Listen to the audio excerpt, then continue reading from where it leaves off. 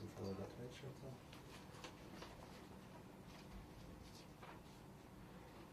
If I can get you to sit back to your seat.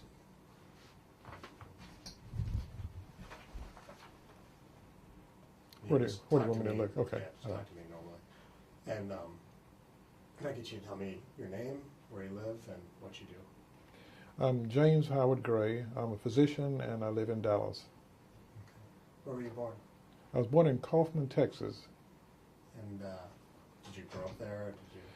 No, we moved from Kaufman to Dallas in '49. I was born in 1943, so I don't remember much about Kaufman. I lived most of my life in Dallas. We moved here when I was 3.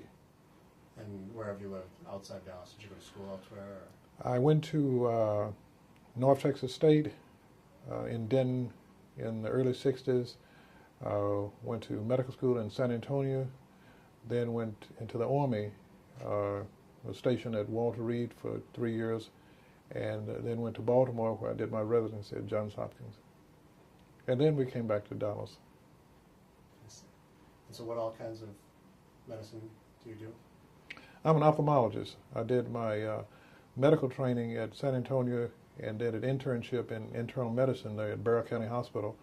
And following Barrow County Hospital internship, I went into the Army.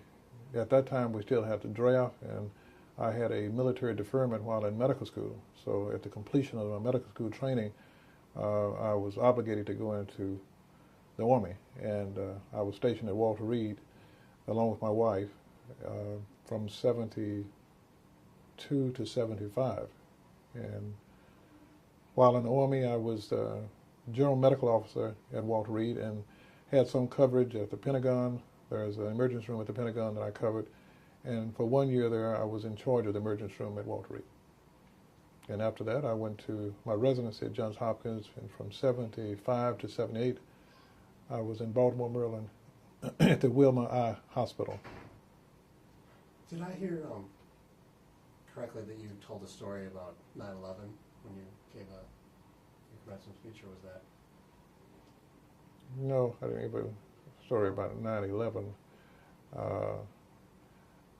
I made a comment about my being in North Texas when I journeyed back to Dallas in '63 for when President Kennedy was assassinated. Right. I just thought that you had been working up there or something. No, I was still in Dallas at 9/11. Okay. Yeah. Can you tell me about Dallas and like how Dallas has changed in your lifetime? What seems different and what seems the same? There's been a lot of change in Dallas. When I left Dallas in '61, when I finished high school at Lincoln High School and left in '61, I was just starting to learn to drive.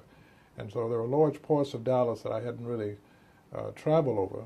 And it built up a lot while I was away. And then when I came back, I was driving, and some of the highways that were not here when I left were here when I came back. 635, the Beltway, that was not here. Town East Boulevard, Town East Mall, that whole development wasn't here. Valley View Mall was being erected back in the early '60s. I used to work at Sears on Ross Avenue, and I used to drive a truck taking tires to the Valley View Sears. And during that time, that was about the only thing that was out there, was Sears. And now the whole 635 corridor has been built up. My father and mother were school teachers, and my father was principal of a school in Mesquite called George Washington Carver, which was on the corner of Sain and basically what is now 635.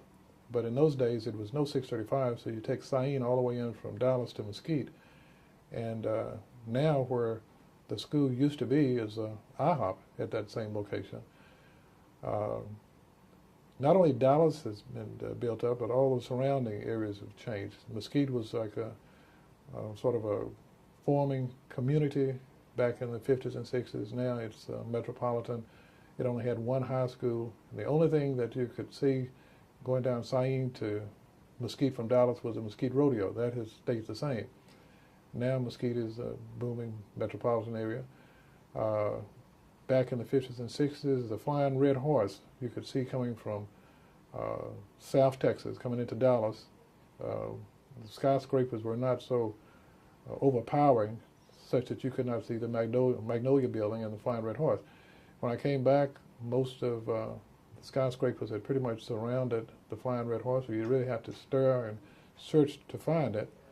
The Southland Building was about the tallest building when I left. The Mercantile National Bank was, I can remember when that was the tallest building in Dallas. Then you had the Republic National Bank, and then InterFirst Bank, and that subsequently became Bank of America. So a lot of things have changed downtown. The skyscrapers, of course, the theaters. Back in the 50s and 60s, you had several Loris theaters downtown Dallas. The Tower, the Majestic, the Palace. Those subsequently went the way of the Buffalo, and they had a lot of the outlying movie theaters to come up.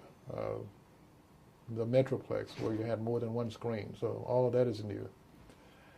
Central Expressway was here back when I lived in Dallas before leaving, and all that's happened to it, it became more and more congested. But when I came back to Dallas, shortly after that, they started building and widening the Central Expressway, so that doesn't even look like the old Central Expressway anymore. What about Dallas as a community? Did you notice a big change over the years? We initially lived in West Dallas. When we moved from Kaufman to Dallas, it was West Dallas, and we stayed on Westmoreland. And in the late 40s, early 50s, West Dallas was like a rural part of Dallas. It was not well developed, and we used to actually have cows and chickens in West Dallas. Outdoor tortoise was in West Dallas. That has changed. South Dallas has changed, where I grew up most of my life. But even in South Dallas in the late 50s, early 60s, it may have been a city against a city ordinance, I don't know, but we had chickens in South Dallas. And I used to sell the eggs on my paper route. I used to throw the Dallas Morning News, and my mother would ask us to take eggs around to some of the customers there that had requested it. My father had some land in South Texas close to Palestine in a place called Yard, Texas, and he still had cows on that land, and we would bring up what he called runts to Dallas, and we basically fed calves in the backyard with a milk bottle until they got up to some size, and then we took them back to close to Palestine. We've had small pigs that were runts and fed them by bottle until they got up to some size and took them back. So it was a different climate. It was, I'm pretty sure now you cannot have pigs and calves in the city of Dallas, but at that time we did have, and in fact we had chickens as well. And you used to play in the street, and your mother would come outside on the porch and holler for you to come inside at a certain time, and we'd come inside, we'd play hide and go seek right in the street lights would be on, and that would be our playground. And the climate is different now because most parents would be concerned about the safety of their children if they were playing at 8 or 9 o'clock at night just out on the street. But they could go in and not have too much concern because it was a community. The families that lived along up and down the street where I grew up, we all knew each other. They were all homeowners, and they took a lot of pride in their homes, and it was just a different type of situation. They were more likely to have not a single parent-type family. Fathers and mothers were still together. They were raising the children as a unit, and it's not to say that there were not negative things. We still had difficulties with the racial situation as it existed all across the United States at that time, and that was something to deal with, but that was only a problem if you allowed it to become a problem. There was so much happiness and so much love in the community that most of the time you just passed it off and dwell on the positive, and I think that's what. And I like to think that that was the reality of it and not just my faulty memory and trying to bring back memories that were not there. But I think in I think I'm being accurate in saying that that's the way it was. Our Christmases were different. Now it seems as if everyone has to have a lot of toys and to take part in a lot of extraneous things. Christmases I can remember in the 50s and 60s would mean very simple type of Christmases. We would get in, all piled in the back of the car. My father would take us over the city and we just look at Christmas decoration. We'd go downtown, and it wasn't just small black families in the 50s and 60s. Other families were doing the same thing. They would drive down Lamar. There was an old Santa Claus that was out in front of the Sears store on Lamar that used to lean over and wave at you as you passed by, a big mannequin. And I can remember being driven by that Santa Claus every year for several years. We drive down the streets of Dallas, downtown Dallas, and see the decoration. And we felt very good about that. And no money spent, just driving around looking at decoration and come back home. More than likely, the tree that we'd get for Christmas would be a tree that my father would chop down and bring home. And we put a pedestal, a base on it, and we would decorate it ourselves, and sometimes with homemade decoration. And it was a simpler time, but it was, I think, a truer time. People's feelings were what they were, and to a large degree, you didn't have to continually look over your shoulders expecting an enemy, because probably there were no enemies. You would find a friend. It was a very, I think, good time to grow up. Did you know anything about G.B. Dealey growing up that Dealey Plaza is named after? I don't remember anything about Have you Dealey. heard anything about him since then? I mean, people ever talk about him? No. No. Did you? I've heard about the Hunts, and I think was interested about them. I read where the patriarch raised his sons to take their lunches to work in a brown bag, and that was to teach them a certain amount of respect for common and simple things. And you would think that someone as wealthy as a Hunt would have to have a full course meal, and I always felt that was very interesting that they would carry that bag to work. Had you been down to Dealey Plaza as a common thing, or when you were young, or was that not a part of the town that you went to? Dealey Plaza was not an area that we would be normally going by. Most of our trips to Dallas were going to movie theaters, shopping at some of the stores. Some of the stores in the 50s, blacks were not allowed to try on clothes, and so some of the things that we chose to do, or we had opportunities to do, were sort of orchestrated things that we had little control over anyway. But that wasn't, it wasn't necessary that we duplicated and did what others did to enjoy ourselves and find some warmth and positive things about what we were doing. It has never been, you haven't done anything unless you've done this, or you haven't gone anywhere unless you've gone here. We have found that you carry your world with you, and our parents were from a very simple small town, and we grew up with a lot of their small town values. So we've never been impressed with the glitz of anything. Can you tell me what you thought of Kennedy as president at the time? I thought Kennedy was a great president. I was the president of our student body during the time that Kennedy was being inaugurated, and I, in fact, tried to mimic some of his mannerism. I respected and thought so much of him because his speeches were very well done, and I think the whole country liked him because he represented the vibrancy of the country. He was a young president. He seemed to have a lot of energy, and there's something that a lot of people have never quite vocalized that I think is true. It was true then, it's just as it's still true. The fact that we dealt with racial injustices and other problems, I don't think that the average American really bought into that. They just may not have spoken up, but they were not in favor of it. Sometimes they just turned away. And I think that's something that I've never heard said a lot or enough. You make an assumption that everybody in the 50s and everybody in the 60s were racially intolerant, or they had this type of problem, or they automatically hated. You had some people that felt that way and had those type of ideas. But I think for the large part, Americans have always been fair. They just may not have had to live to see it, and they haven't lived close enough to other racial groups that they basically just kind of put it out of their minds, and unless they're confronted with it, they didn't really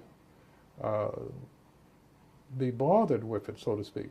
And I think that if given a choice, or if asked to vote on it, I think most Americans would see the unfairness of some of the things that were going on. In fact, I think that was the reason the civil rights movement was so successful so rapidly, because I think it basically brought some things to the forefront that a lot of people felt uncomfortable with. And I think for the average American, they were glad to see a change, because I don't think that they could sit in their churches and their places of worship every Sunday and then turn around and see the incongruity in how you speak in love on a Sunday, and on a Monday you're hating and you're mistreating people.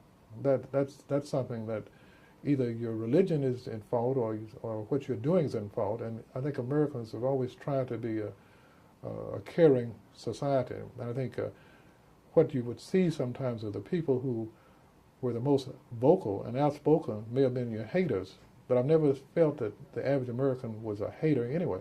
And I think that's what Kennedy did. I think if the American climate was not as good as it was, Kennedy would not have been able to do some of the things that he did, and Johnson wouldn't have been able to do some of the things that he did.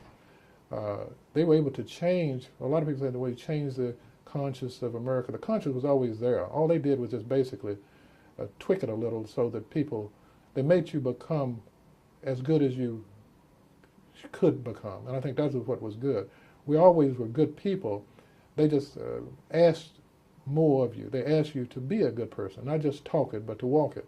And I think that's the same thing that people recognize what Kennedy did when we had the race for space, when the Russians and the Americans were racing to see who was going to dominate space, and when Yuri Gagarin went out in space first, and we thought the Russians were going to really get ahead of us.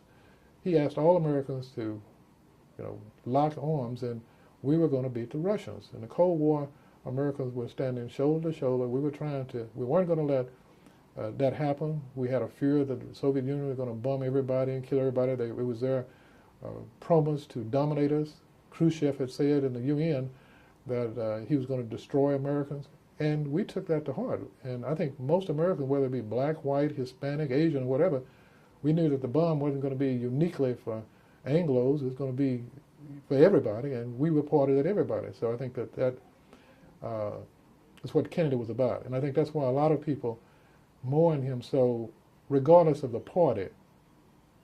Because I think if you stopped and looked at what he was asking for you to continue fulfilling a dream that Americans have always had. Whether or not you're an immigrant from Italy, or whether or not you came over on a slave ship. Most of the people who come to this country have a feeling that they can be as big as they attempt to be. You're not being restrained by your place in birth, and to a degree, as African Americans, obviously we were, but it was still in the process of changing that around. And in looking and seeing what was going on in other countries, I felt freer as an African American in this country than probably a lot of Russians did in their own country. And I think that Kennedy was asking for the best in people, and I think that came across. A lot of people didn't like him, and they didn't like the fact that he was wealthy, the fact that he was handsome, the fact that he was from the East. But when you saw what he did, when you saw that this young guy served in World War II, and he was very wealthy, and he could have gotten out of it, but he didn't. And he almost got himself killed in World War II. And you saw what the family was about, and that they didn't tolerate intolerance. When he could remember how the Irish were treated in this country, and he realized, and Kennedy was a very bright person, and he realized that all you do is change your name, change your skin color or change your eye color or change just a little, and then all of a sudden you're an outsider. He realized the ridiculousness of that, and I think that one of the main things I like about him is I think he was the first president to really do good things because it was the right thing. Some people did it because it was politically expedient. I give credit to Harry Truman. Harry Truman was somewhat of a bigot in his upbringing, but Harry Truman was also a very, very bright man, and he came to realize how things were not fair and how you cannot have a country divided, and so he integrated the armed services. And I think Harry Truman was one of the greatest presidents we've had, and he had to deal with a lot of things that he came full circle. He put some of his maybe racial ideas that he probably had a little touch of it, but by the time he finished being president, Harry Truman was the president for everybody. John Kennedy did some things and got in harm's way because he was doing what was right, and he came to be a president where you could look at him and listen to what he was saying and realize that he's not saying this to get votes. In fact, sometimes it cost him votes, but he did it because he felt that it was the right thing to do. I think as a person and as a president, he could probably wake up every morning, look himself in the mirror, and say, I have done right. And whether or not everybody liked it or not, it was the right thing to do. He said something once that I'll never forget. He said that, how would you expect or like to live as an African American if you went to the military, served your country, and did all of these things, were in harm's way, and then come over and be mistreated just because of something that you have no control over? And in fact, it should not be anything you apologize for. I have, Kennedy should be proud of who his ancestors were. I should be proud of who my ancestors were. I owe no one an apology, and he didn't ask for, he didn't address African Americans as if you have to apologize for being here. He respected you, and I think that respect went across the board. And I think it wasn't, a lot of people associate Kennedy with the civil rights movement in African Americans. I think most minorities and ethnic groups liked Kennedy because they felt that what he was saying may be unique at that situation for African Americans, but it transcends African Americans, it transcends religions. It was for everybody. If it's fair for them, it's fair for everybody. He's basically saying, if you would not want to be treated that way, we will not tolerate anyone else being treated that way. If you cannot ask this man to risk his life for a country and then come back and be mistreated in his own country. And I think it saddened him that some of the African American soldiers chose to stay away rather than come back to this country. Because he said, well, what does this say about our country? When other countries would criticize us, he said, how can you speak to us about tolerance and fairness and you have a history of slavery? He was a great historian, and he could see the incongruity in that, and his approach was, we are not perfect, but we're trying to do what is right.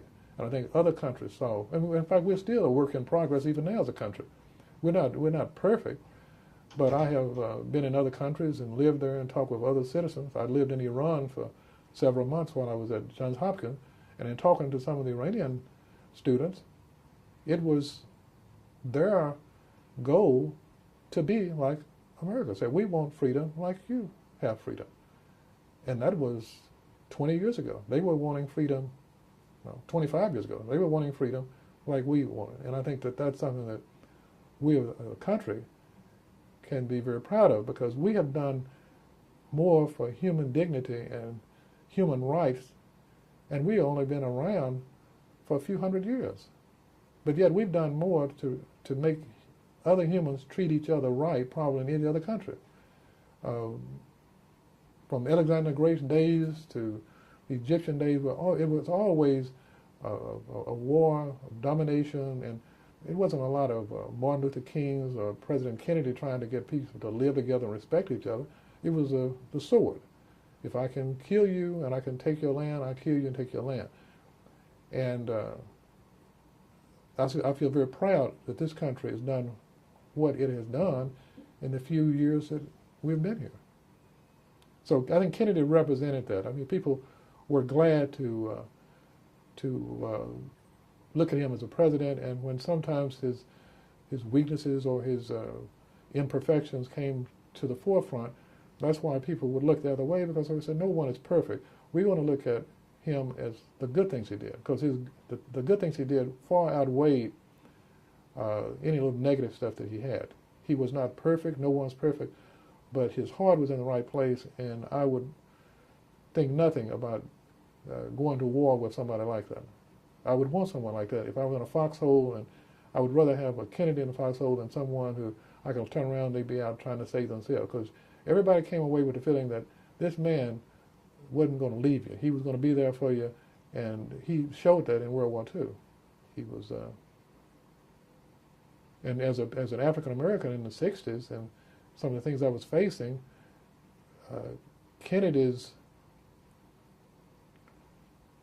life and his subsequent death was a very painful experience for me, because I looked at Kennedy as a light. It was very difficult going through dealing with the bigotries and the hatreds, and even then I understood that people were basically a reflection of how they were raised. If I wanted to go and start criticizing a person my age for acting hateful toward me in the 50s or 60s, I really need to get his father and mother or his whole community, because he's just basically a reflection of how he was produced. I really realized that. My parents were school teachers, and they raised us in a very fair type of environment, and certain things they would not tolerate. They did not tolerate racial intolerance. They did not tolerate age intolerance. We were riding once in a car with my daddy, and I guess we were about 8 or 9, and we saw this elderly man on crutches, and he was trying to make it down the street, and I don't know who in the back seat started giggling and thought that was funny, and my father stopped that and said that all you have to do to be elderly and have trouble walking is to keep living, and one day you'll be elderly. They didn't tolerate intolerance, and they made you, they strive for you to be better than what your innate type of id reaction. They said you're better than that. You can think this thing through and see this. You don't have to mimic ignorance. We're not raising you to with all of this knowledge and sending you to school to then turn around and parrot ignorance. And I think that in Kennedy's subsequent death, I saw it like a flame that was there. Maybe a lot of people were following, and a lot of people were looking and seeing his ideas, and he was speaking just as if he were African American himself. What he was saying was the same thing we had been saying for the longest. I have a brother who had served in the Korean conflict. Then he served in the Vietnam conflict. I had 2 brothers in Vietnam at the same time. One was a colonel, the other retired lieutenant colonel. They served their countries for 20 years, retired military. So, and I was in the military for 3 years. All of my brothers were in the military. I had 5 brothers. And for us to all, when the draft came, no one ran. I joined to go into the military, serve our country. None of us have been in jail. We have done nothing but love this country, support this country. All of us are still married. We've all taken care of our families. So it is ridiculous for someone to make an assessment of me by looking at me and my skin color and then making a determination that he must be a this or he must be a that. That is as ridiculous as if I tried to hate a tree or hate a cloud or hate any other natural organic body on this earth. That's foolish. And my parents led us to realize that was foolish years and years ago. The first time everyone ever made a racial epithet toward me, I didn't even know what to set back, because I didn't even know any racial epithets to throw back at them. When I came back home and told my parents what the person said, they just said, that's just ignorance, don't worry about it. They didn't give me a word to call this person back again. And it wasn't until I was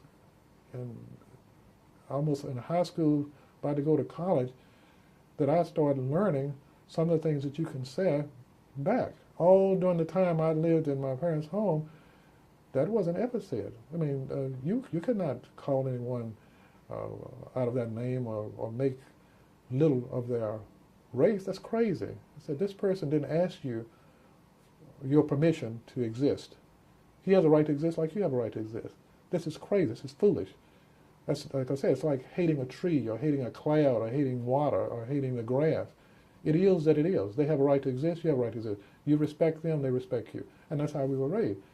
And I made that comment to some other people that I never knew anything what to call a person back, and they said, well, you didn't know to say this and you didn't know that, and they could not believe. I said, no, you don't quite understand. We weren't raised that way. My parents didn't raise us to hate anybody. They're going to take us to church every Sunday, and we're going to, and my father's dealing with superintendent of school in Mesquite, and he was carrying me around to different places. That's crazy for me to be talking to some people who look different than me, and then the next minute hating them. That was crazy. And he didn't carry himself that way. My mother didn't carry him that way. And Kennedy was like saying, we are going to change. This is how things are going to be. We're going to love one another. And if you don't love, at least we're going to respect each other. We're going to realize this person has a reason to exist, at least. And we're going to bring everyone as a part of the American dream. Then when someone assassinated him, it was like, okay, here we go back to square one. The teacher has been killed, and now the lesson has to be learned all over again. Now, who's going to take Kennedy, where Kennedy left off? And when we saw the funeral on TV, and we saw the number of people who were crying, and how the whole country was just brokenhearted, then I came to realize that it wasn't dead. Everybody that I saw, that I can remember, you probably still had people who were hating and glad that you killed him because they didn't like him and all. But I think I can never forget seeing that horse without a rider, little John saluting him, and just, the people were so tearful. I was shedding tears among other racial groups shedding tears, and that always felt good. It was the hurt has transcended race and anything else. It's just, you have hurt us as a people, and that's what I saw. And I think that was, so I at first thought that his death was going to change a lot, and I think even now he would be proud to look back and say, progress is still going on. It has been a little slow, but it's still going on. We're not going back to Jim Crow laws and poll taxes and all this kind of stuff. And it's interesting to see how people seem amazed that these things could happen. And I think their amazement is good. It's always good when people are shocked and they just say, I can't understand. Well, I was there. I saw it. And it was going on. But that lets me know also, too, what I said earlier, is that even though a lot of people may not have come to the forefront to say anything about it, they didn't necessarily like it. It just takes a lot of courage to go against the grain. There are a number of Anglo and Jewish and Hispanic and Asian people who were out there on the forefront for civil rights too. Some of the Jewish people lost their lives trying to get people just to register to vote, and they paid the supreme price.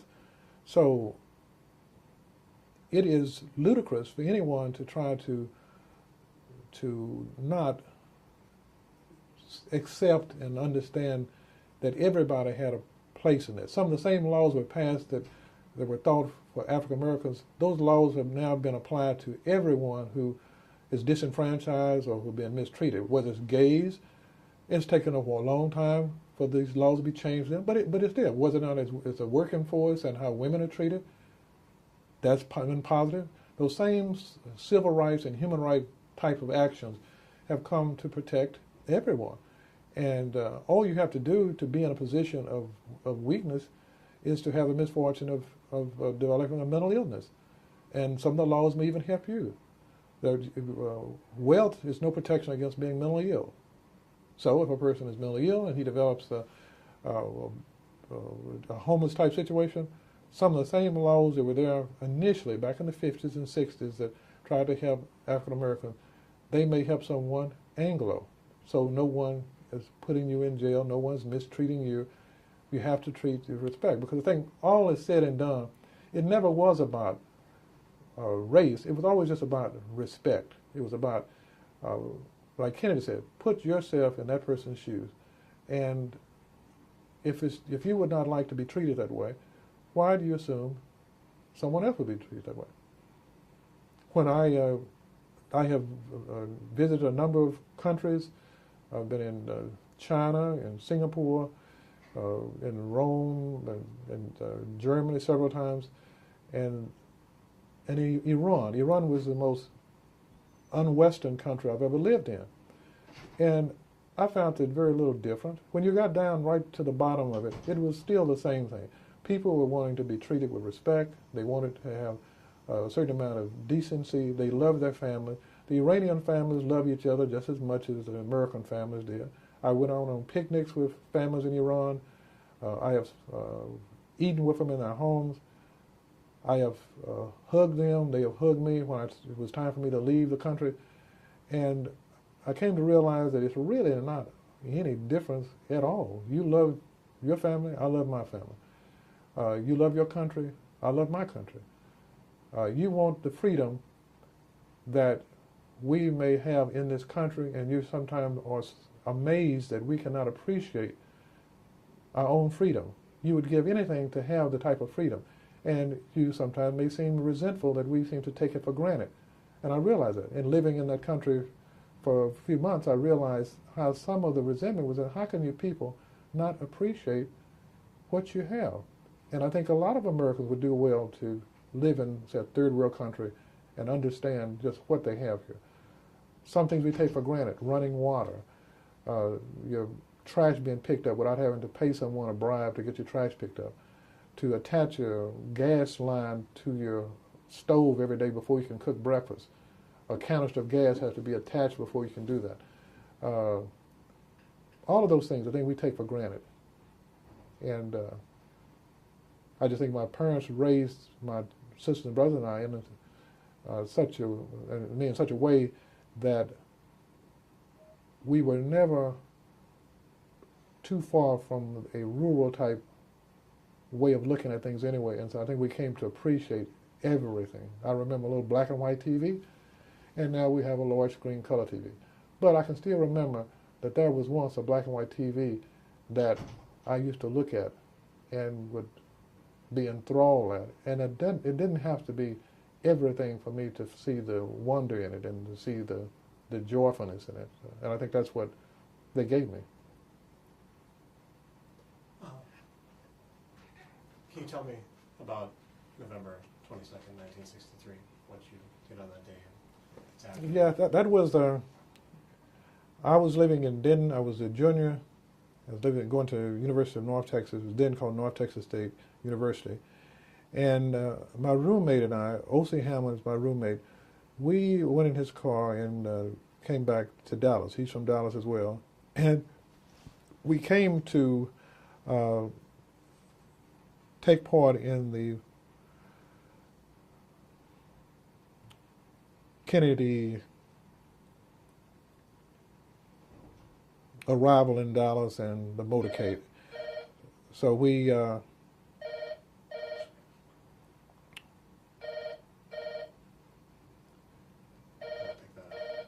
it's okay. Is that okay?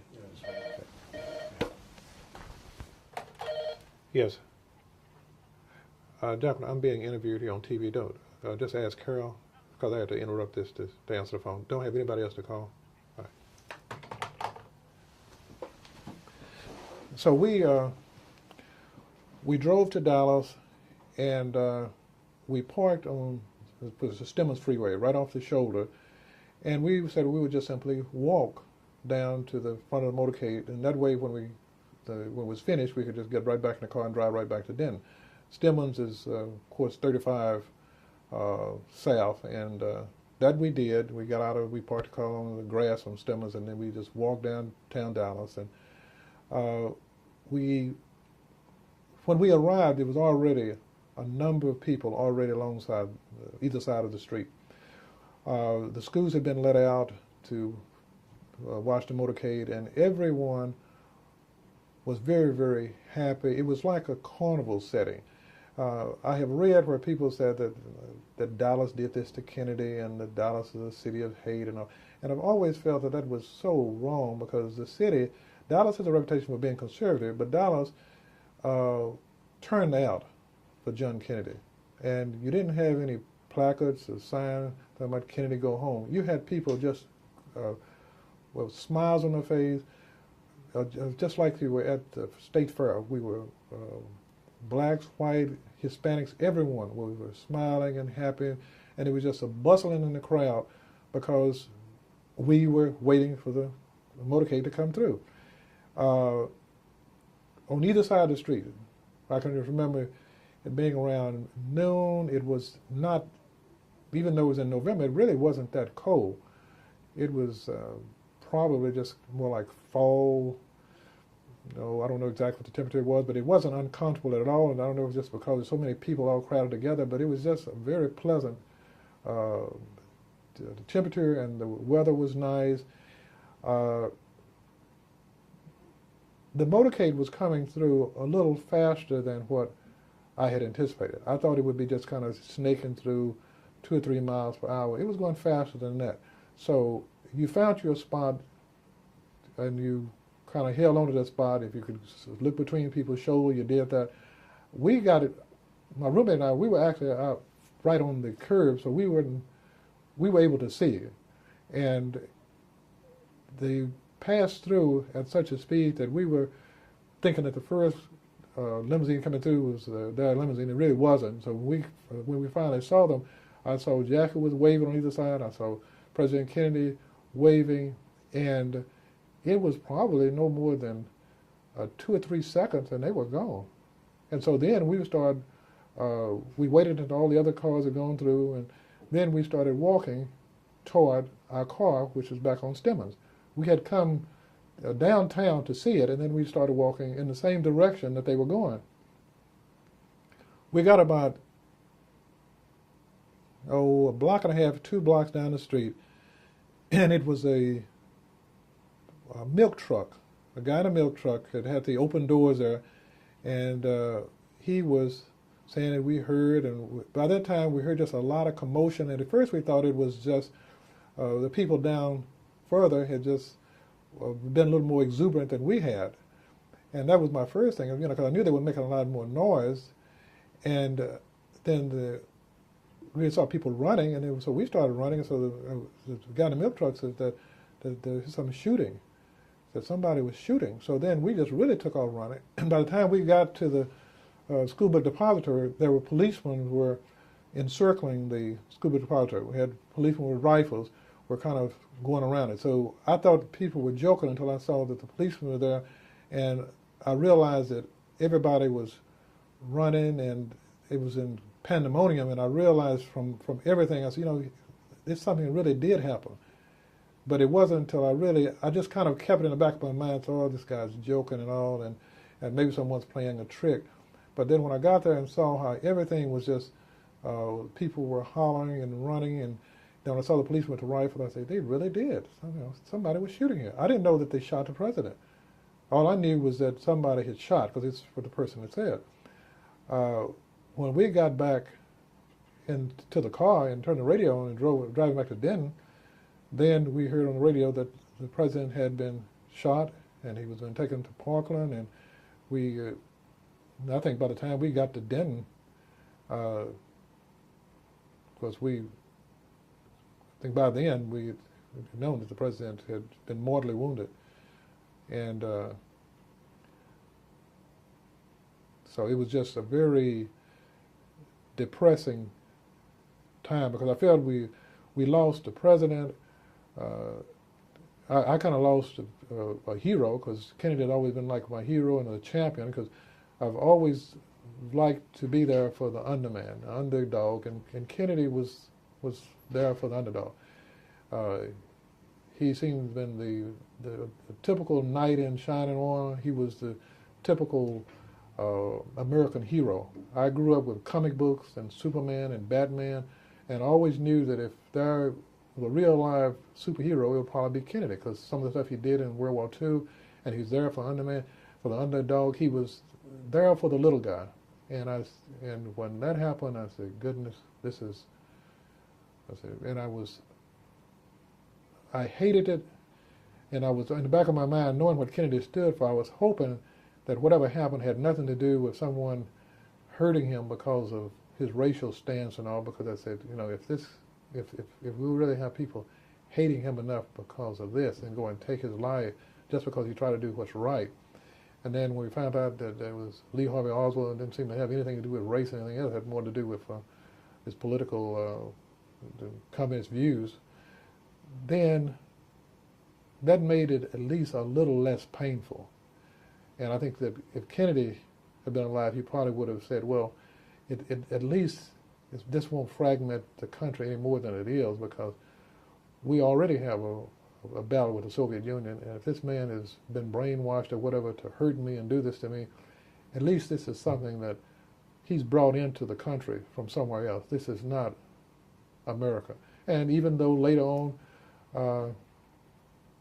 we had Martin Luther King's assassination, which was definitely was racial, it still was not like this is America. I think Kennedy was trying to get the best out of us, and I think that the best did eventually come forth. We saw the pathology that may exist in any country, and we saw the people with weak personality, strengths, and their inhibitions and their other problems that cause them to act out and do these things. But that wasn't typical American. A lot of times Americans, I think, they tighten up the belt, they take it on the chin, but they go and get the job done. I don't think we do a lot of blaming other people. World War II showed you, I think, what Americans are more about than anything else. We went over and we kind of took care of business, and then we came back home. And I've often thought that a lot of countries, when you realize the wealth that this country has and how everyone is used to running water and we're used to so much luxury, for us to produce soldiers that will leave all of that luxury, go over to some god-awful country where you have parasites and you name it, out of this type of society, to go over there and risk his life and get killed and bleed to death in some foreign country. I've always thought that showed more of the American spirit than anything else, because there's a lot of countries that don't nearly have our wealth or whatever, but they're too good to get their hands dirty, they're too good to do this, and they're too polite. Americans, when it's necessary, we aren't too polite. We'll roll up our sleeves and we get the job done. We'll do what is necessary to get it done. And then we come back and we try to fall right back into watching TVs, and we are mowing the yard and all, but we know how to come forth when it's necessary to come forth. And I think for a lot of the trouble we have, and right even now, some of the other countries may try to run us down and say this and that and other. They can do all the talking, do everything they want to say, but they cannot do anything about the underpinning of this country. They know that if you try to come in here to do something to America, you have really made a mistake, because we are not going to have to ask for other countries to help us out. We will take care of you, and we will do everything we can to get you off our soil. And probably until the last man's gone, we're going to be trying to get you off our soil. I don't think we're going to acquiesce to any foreign power coming in and taking our country. And to say that and believe that in a country just as young as we are, that makes me feel very proud of this country. And I think Kennedy, if he were here and could look back and see, I think he would be proud of what has happened. It hadn't been all smooth sailing, but he was a president at a time when we were almost threatened with nuclear war, and we're still here as a country. No nuclear power destroyed us. We won out in the Cold War, and our citizens, even though some of us are homeless and some of us are poor, we still have a better lifestyle than probably any country on the face of the earth, and we're doing it the right way. We're not a Saudi Arabia where we just buying and having a monarchy. We actually open it up for vote. I mean, we're doing it in a democratic society. We're doing it as it should be done, and yet we still have everyone with a chance, at least, to try to be a part of the American dream. And those people who are not a part, right now we're hassling over it, we're trying to make it fair still. We're still a work in progress. And you think about it, countries that have been around for thousands of years were fighting. Alexander the Great were fighting these countries. They were empires. And now to look at them, you would think that they would be so much further ahead of us in far as how they treat their citizens, and they are not even anywhere close to us as how they treat their citizens. In the time of Alexander the Great, 400 and 500 years BC, we didn't have a country. And there were other countries that were empires. The Persians, the Egyptians, the Greeks, the Romans came and went. All of these great countries and civilizations, and yet they're looking at us for guidance. In Africa right now, they said that, will America come over and try to help us out? They know that in any country in the whole world, if they have a chance of getting it right, it'll probably be Americans that'll get it right. And that causes resentment with other countries, and they may not particularly care about that. But that's the truth of the matter, and as American as I am, I said, if they don't like that, then they pay the price that Americans have paid to be looked at that way. A lot of our guys didn't make it back from World War II. We paid a price for our position. It wasn't given to us. So I don't have a problem with a country if they don't like us, because it wasn't like we were given being number one on the block. We earned that. And even still, we're fighting people and we're helping them at the same time. I mean, no other countries do that. In World War II, we had the Germans were saying that if you be captured, you want to be captured by the Americans. Why would they say that? Because Americans, we weren't going to be automatically killing and torturing people.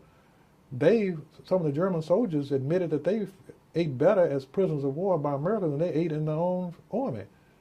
And why would they do that? I think all said and done, no, we're not perfect, but we have done, this country has a lot to be thankful for, and we have a lot to be proud for, and we don't have to be turning our backs and looking, apologizing to any country, because every country out there has had something that has not been all that great, and all of them would like to probably trade places with us as far as our prestige. Some of the resentment they have is because of our military power and our wealth, but even so, we are a country of the same thing that made us great was the American spirit. It says, come over, give it your best shot. Let's see what you have to offer. And we'll look at it. I mean, the person who invented the traffic light, that was a black person. And they didn't say the traffic light not going to work because this person is black. If it worked, fine, we'll go with it. And I think other countries are trying to keep people down by certain, in the Soviet Union in those times, they were saying if you had an IQ of this, then you're automatically going to be a janitor, or you're automatically going to do that. In America, it wasn't that way. It's nothing automatic. You could have an IQ of 75. If you work hard enough and you build your business, you could be a millionaire too. Nobody's going to keep you down because of your IQ or whatever. And the Soviet Union, they were doing it. And I think that's one of the reasons why we as a country are as great as we are, because we allow everybody, we sit back and look at every idea you may have. If it comes from a female, if she knows what she's talking about, so be it. If it comes from somebody with no legs, so be it.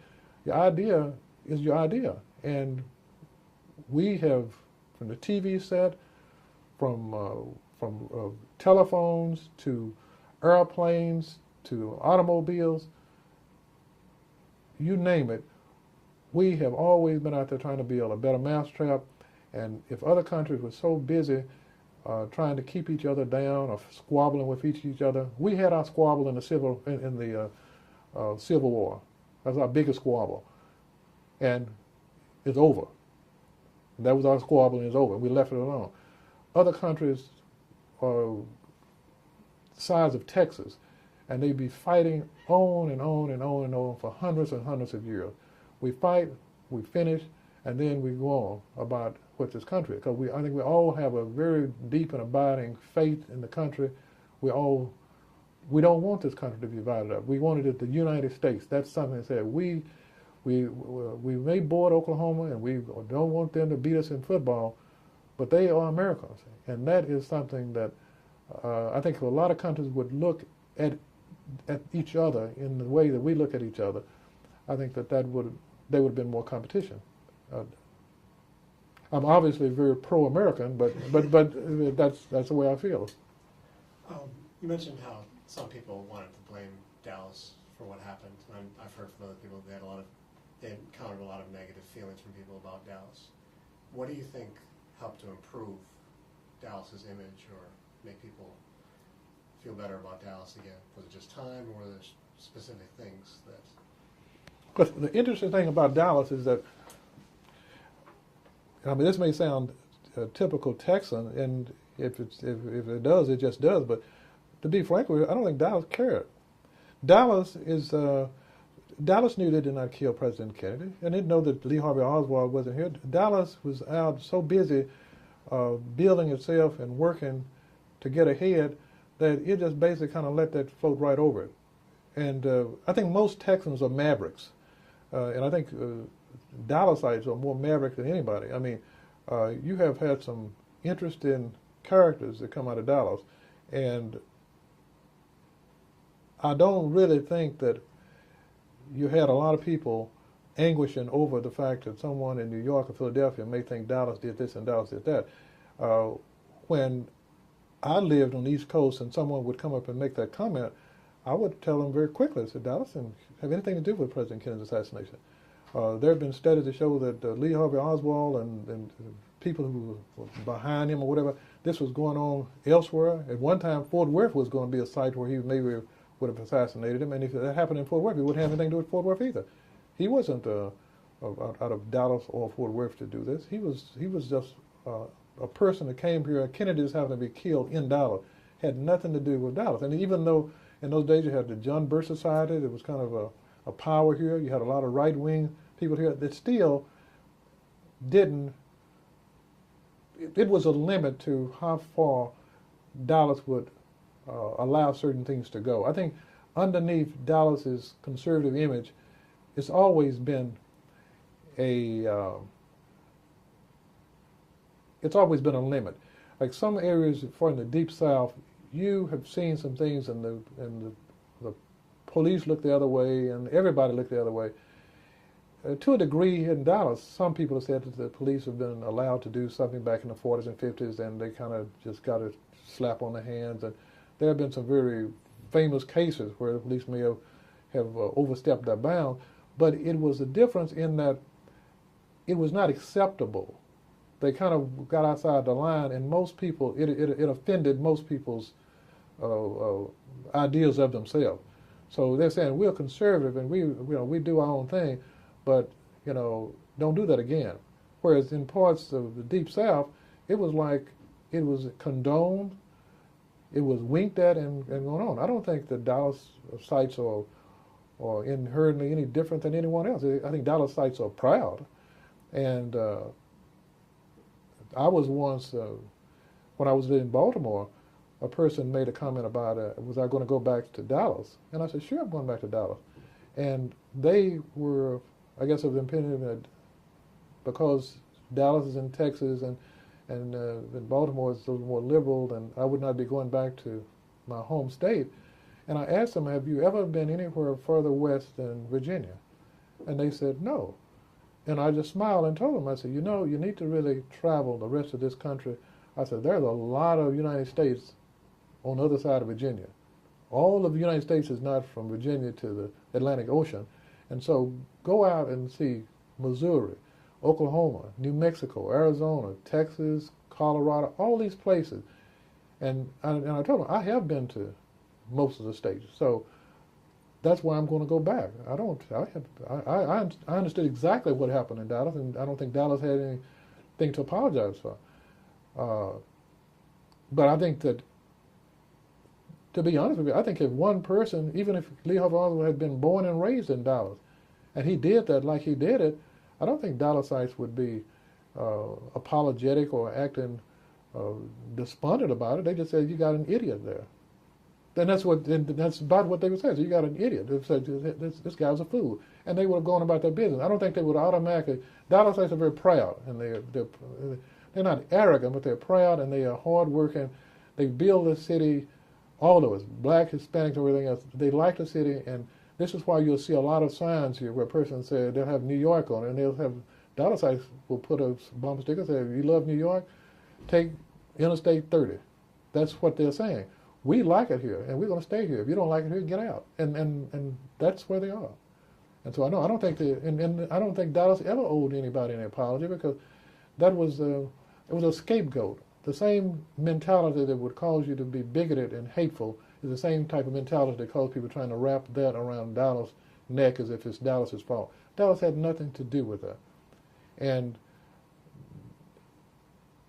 I don't think that Dallas has anything more to be ashamed about with that than the Washington, D.C. had to do with President Kennedy, Lincoln being assassinated. Some people don't know even where he was assassinated in the Ford Theater, know anything about it. They've long since forgotten about that. That had nothing to do with Dallas. Dallas was conservative, but Dallas didn't do that. When you drive by Dealey Plaza now, or you're down in that area, what does it make you feel or make you think? Do you remember things? Or does it still strike you?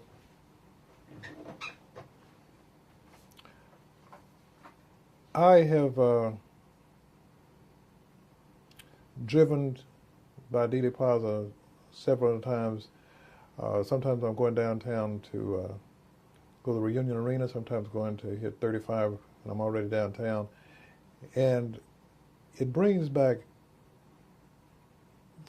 memories, but that incident is not the only thing I think about. I like to think about what would have happened if Kennedy had not been assassinated, and I stop and think about his family and what has all happened. There were so many things that changed and were put into play by this man's assassination that all of it saddened me. When John Kennedy Jr.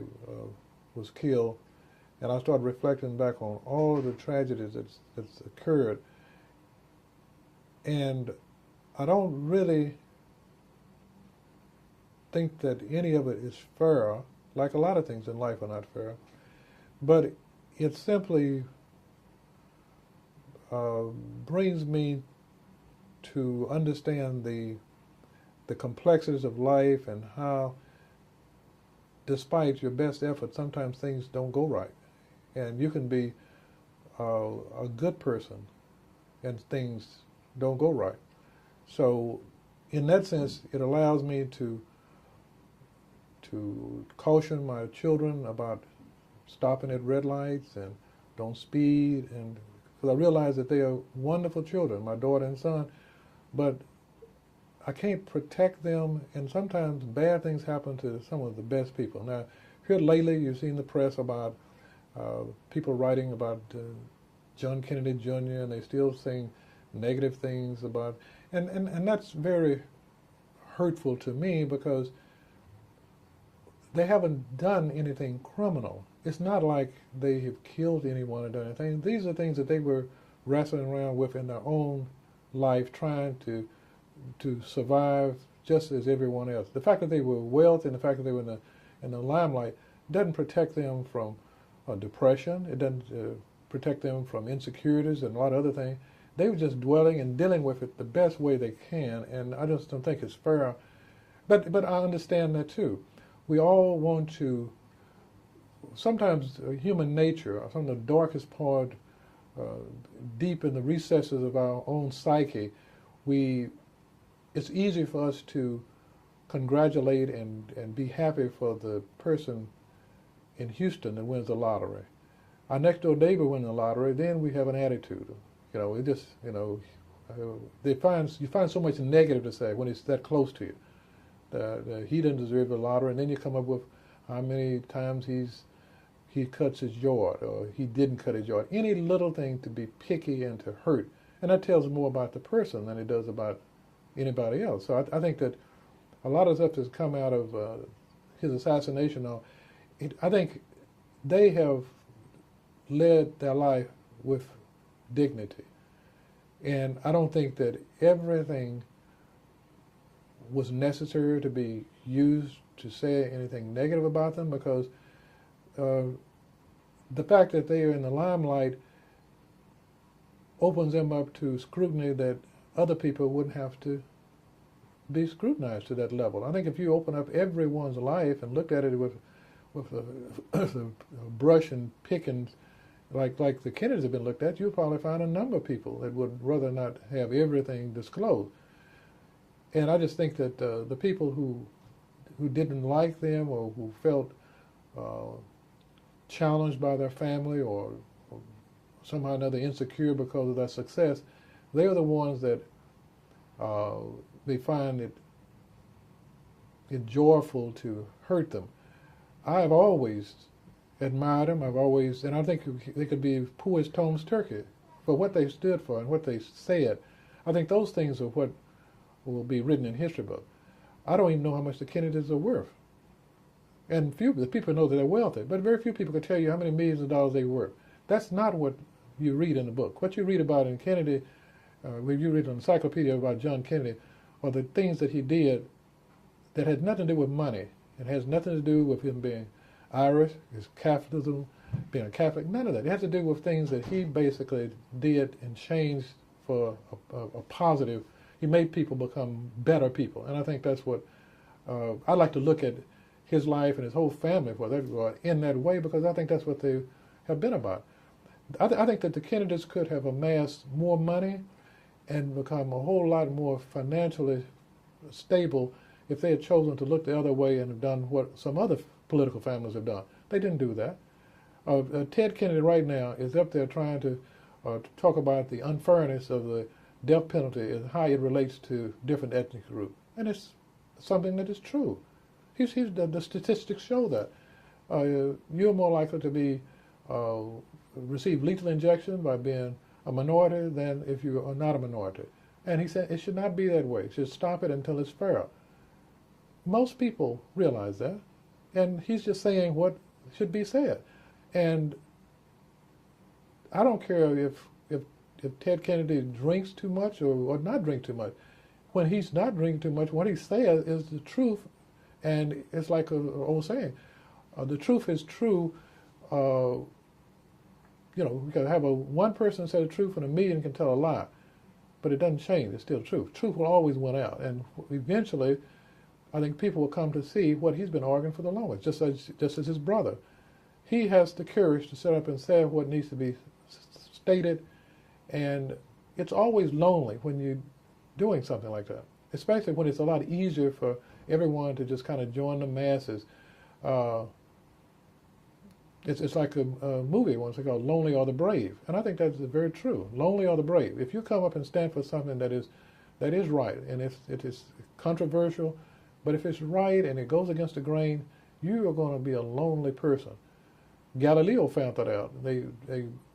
Galileo said that he felt the Copernican theory, the sun didn't revolve around the earth revolved around the sun. Well, nobody wanted to hear that. The Roman Catholic Church didn't want to hear that. And when he wrote that, they gave him a tour underground, in the underground dungeon of the church, and they didn't threaten him out and out, but they showed him the torture instruments under the church.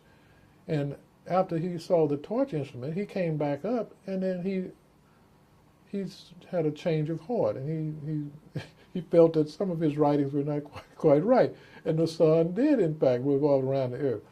But that is the type of, he was very lonely. But if you stop and think about, there's a spacecraft called the Galileo. Why are we calling it Galileo? Because people recognize this man's bravery. We recognize he was right. He was right. And so that's our way of saluting him. It's unfortunate that he has to be to die, but he knew he was right all along. So and I think the Kennedys and what they stood for will stand the test of time. I don't think that ignorance and bigotry and hatred is rule out. And in fact, it cannot rule out. The reason we as a species have been able to get to where we are now is cooperation.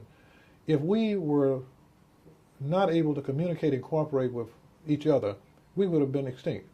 We could have been picked off and killed.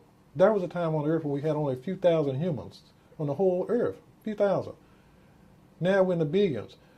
And I guarantee you that how we got from thousands, a few thousand to billion, was not because we were hating and killing each other. Because we had enough. We were prey. The animals preyed on us.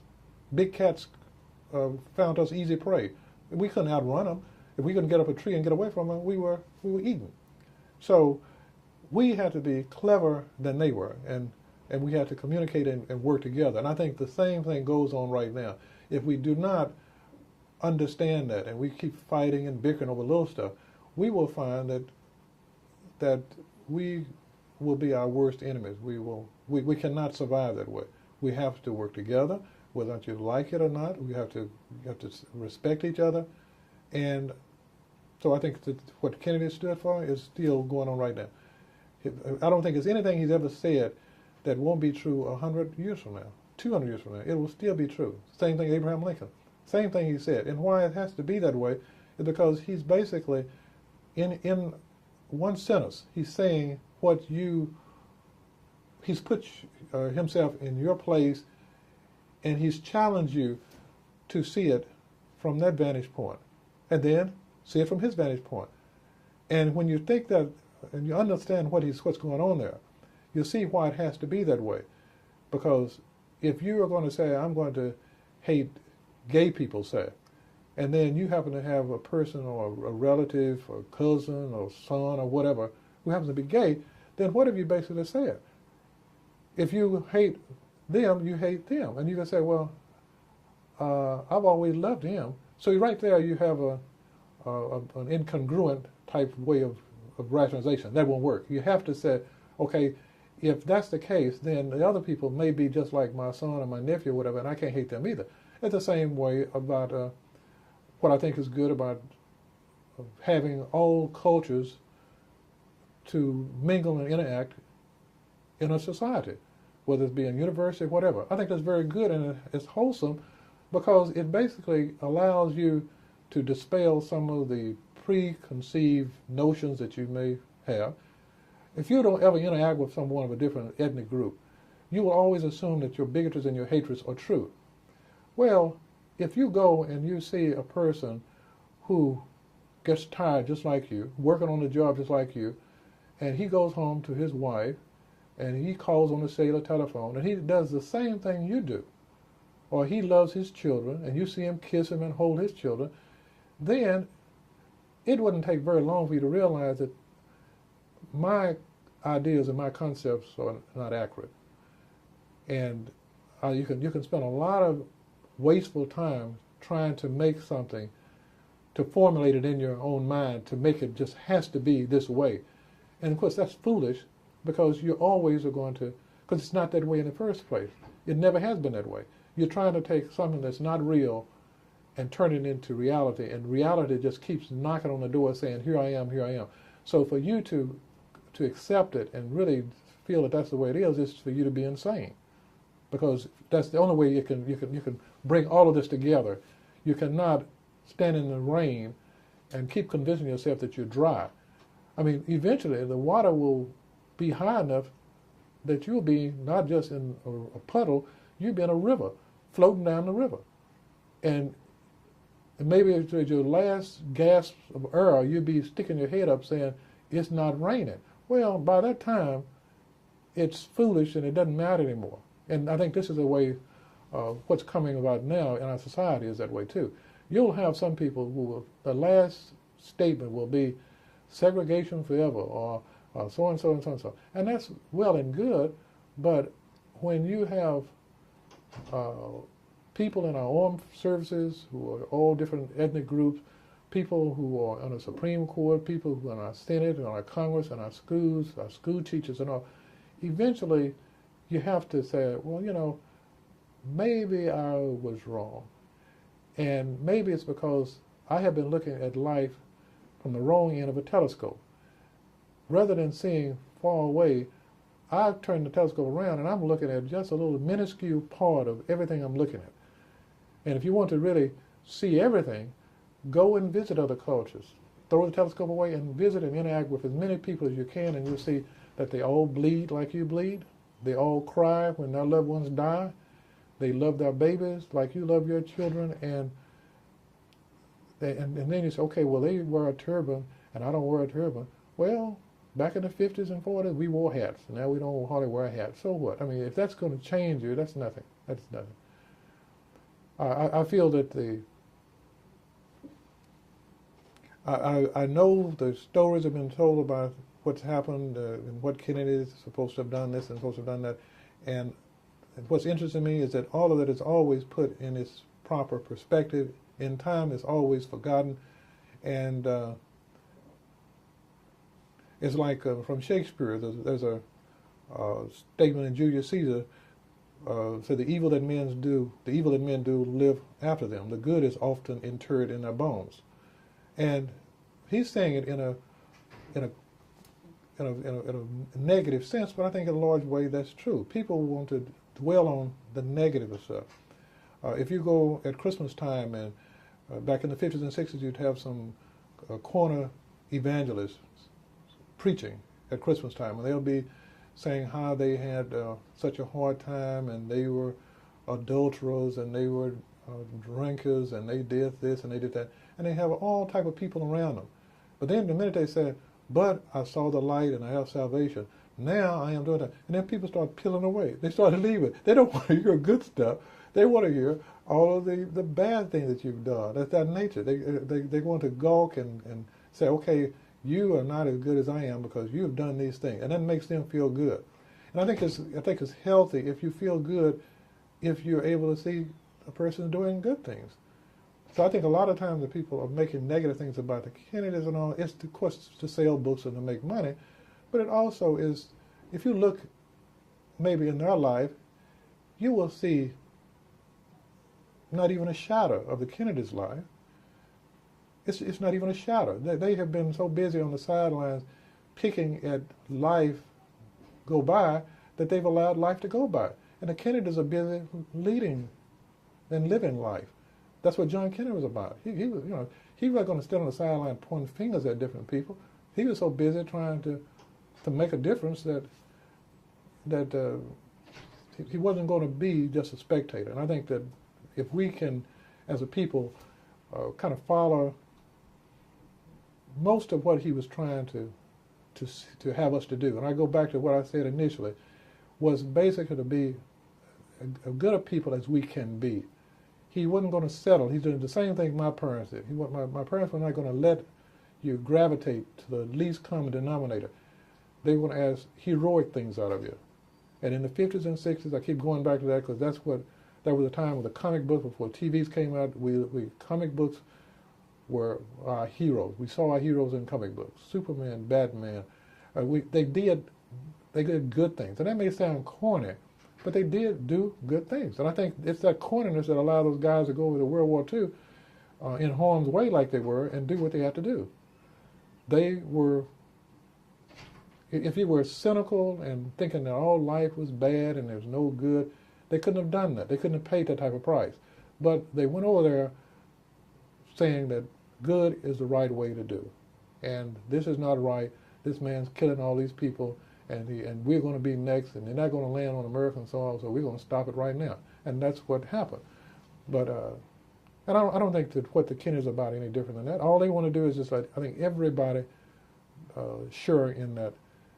And if you stop and look at it from just an objective way, stand outside of all of this and just look at it from a very objective way, it has to be that way. Simply because you cannot make it any other way. If left alone, you cannot say, go and fight and die for your country, and then your loved ones cannot go into this movie theater, or they can't go into this shopping center because of their color. Then you say, okay, if that's the case, then I don't want to go and get myself in harm's way. If that's going to be that way, I shouldn't pay taxes. If I can't go to the school where my taxes are helping to support, why should I pay taxes? Why should I pay taxes for roads if I'm going to go ahead and try to buy a car and a person is going to discriminate against me because I am female or because I'm a minority ethnic group? Well, I don't need the roads if I can't buy a car. Why am I going to buy a house if I can't get the job and my credentials are okay to get a job? So I think it all evens out. Have you ever gone down to the Kennedy Memorial? Yes. Market? Yes. Did you go down there when they first put it up? I went down there about 10 years ago, and I walked through with my children and showed them different things and told them some things about John Kennedy and the person I remembered. I guess, in a way, those things and memories are hurtful to me. And it's like going by Dealey Plaza. I don't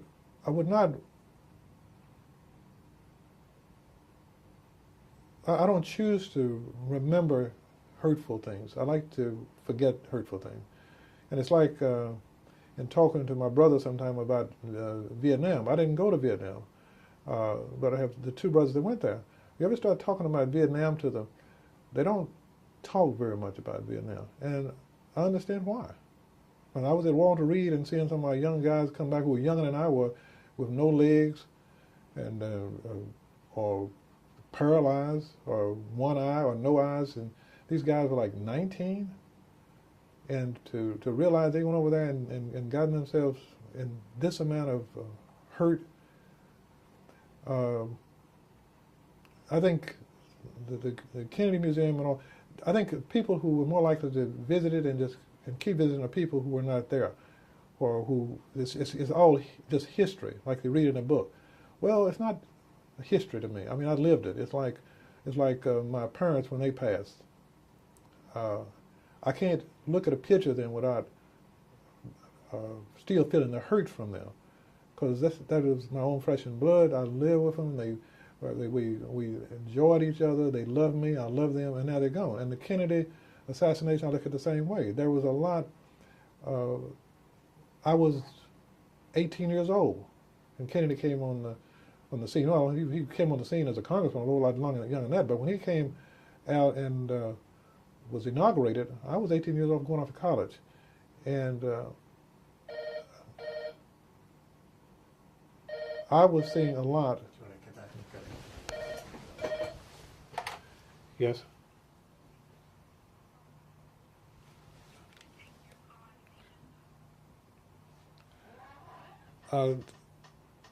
No, I'll get the car.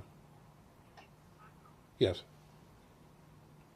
I'll be out of here in a little while. They close at 6.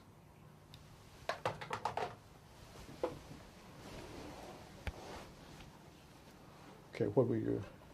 Well, so took you a while before you went down to the Kennedy Memorial. Yeah. Have you still not? You never went to the museum?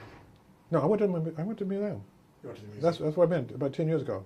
Oh, but the memorial, over on Market Street that they had built in '71. No, the memorial was in '71, and that's over on Market. No, I'm going to say the museum up on the east. 6th floor, yeah. Yeah. That's where I haven't been to the other one. I just went up to the 6th floor museum.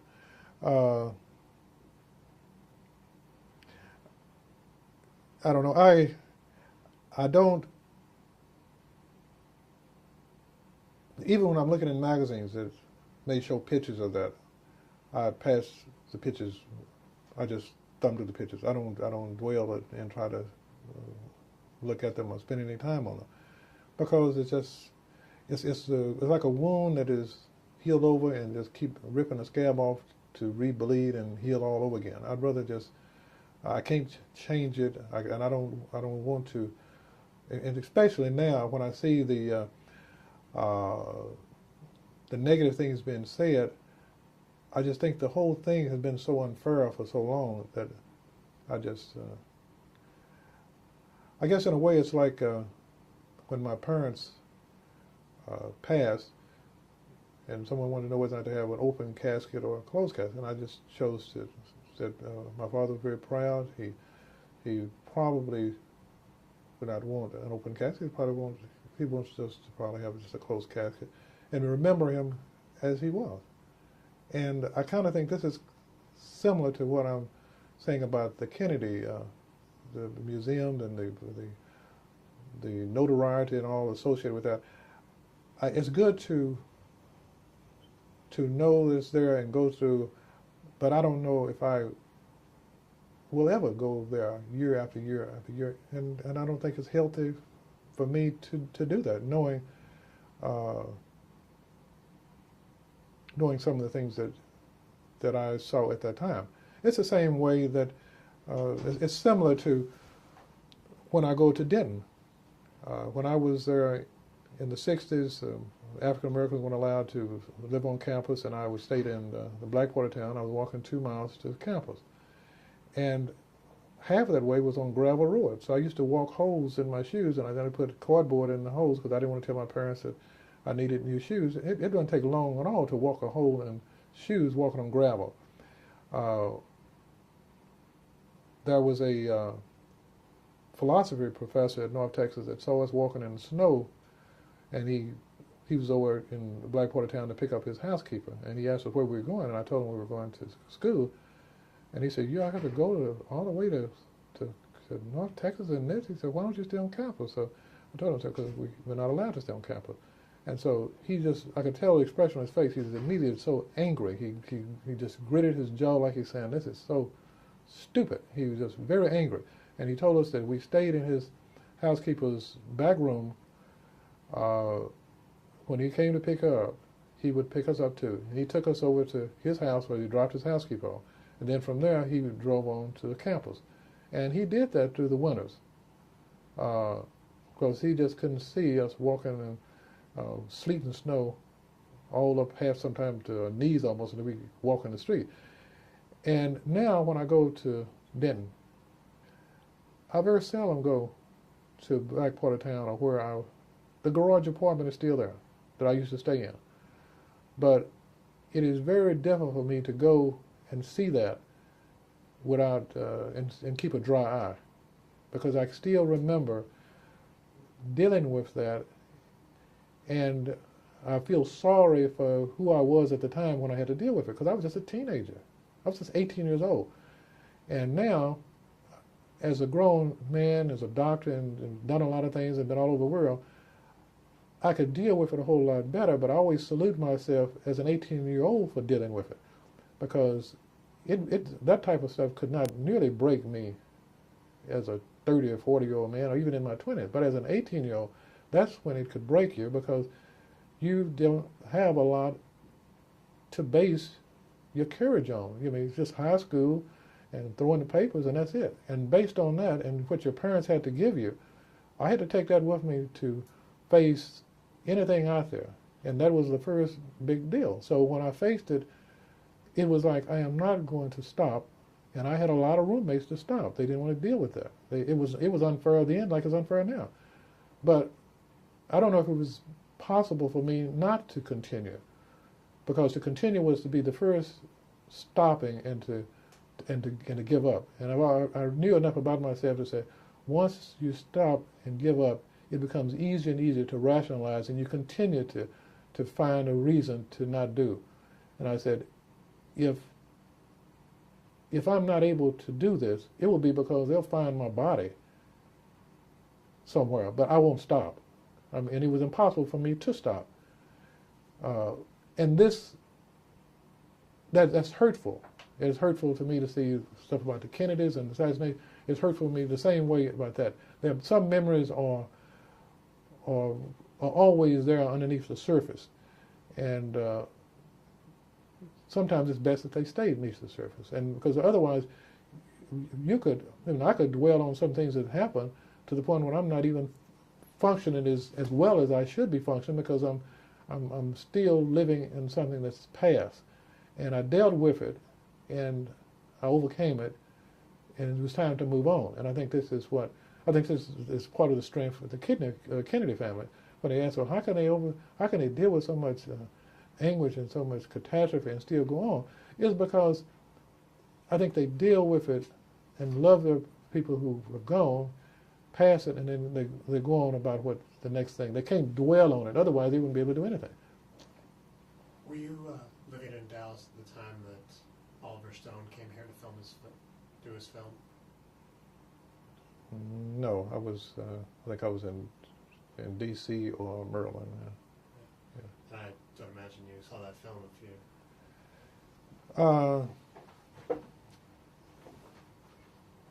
No, I saw the film.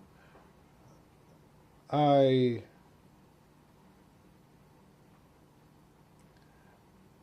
have always had some questions about the assassination. But again, you have to sometimes take out, when the person has a secondary gain and motives, sometimes that will drive books and movies and this thing. And some of the autopsy photos, I bought the book that had the autopsy photos, and when they had that out, and I looked at some of those, and some of the things they were discussing in that, I think, were secondary to what happened at autopsy, and they were saying that this was this and that. After someone has had to perform an autopsy, it's very difficult to go back and say exactly what went on. And I think some of the explanations are very difficult to go back and say. The reason I have some doubts about a lot of this is the fact that